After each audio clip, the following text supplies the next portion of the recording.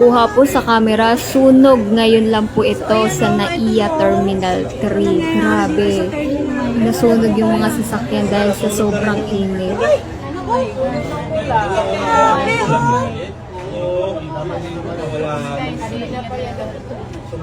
Hoy! Naku, maaano na rin yun, no?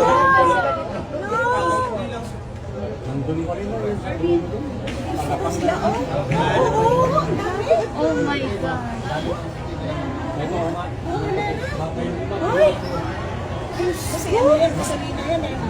Ayan, dumating na yung mga bumbero. Buti na lang dumating na yung mga bumbero, guys, para wala nang ibang madamay ng sasakyan. Kawawa naman yung mga may-ari ng sasakyan. Buti pa yung crossfit, nagapan, no? Ayan, guys.